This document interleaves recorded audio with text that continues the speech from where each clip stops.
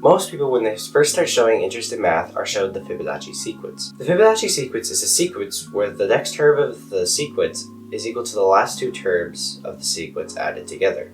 For example, the first two terms of the sequence are 1 and 1. And so the next terms are then 2, 3, 5, 8, 13, and so on. But if you ever wondered if there is a formula for the nth term of this sequence, I sure have. It turns out there is a formula for the nth term of the sequence. It's called the Binet formula. So in this video, I will be proving the Binet formula. But in order to derive this formula, we must first define what the golden ratio is. The golden ratio is actually two different numbers that satisfy the equation x squared equals x plus 1. The value for the golden ratio turns out to be 1 plus or minus the square root of 5 divided by 2. But we will call the positive golden ratio phi, the Greek letter, and the negative golden ratio little phi, the lowercase Greek letter. Alright, with that settled, we'll start the derivation of the Binet formula. Let's look at what happens when we raise the golden ratio, we'll call it x, to multiple different powers of n.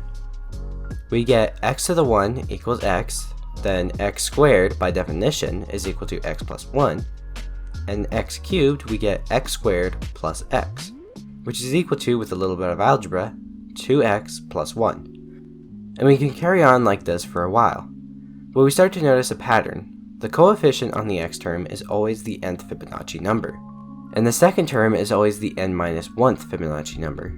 And so we get the equation x to the n is equal to the nth Fibonacci number times x plus the n minus 1th Fibonacci number.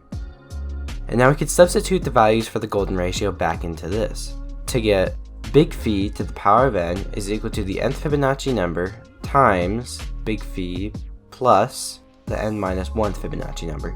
And there is another equation for the other golden ratio.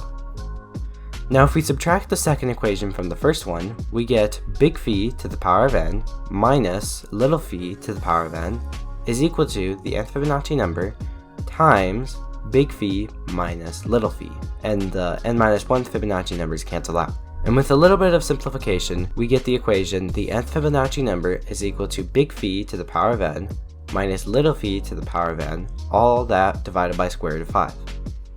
And this is the Binet formula. I hope you enjoyed this derivation of the Binet formula. Thanks for watching, and please subscribe if you enjoyed this content.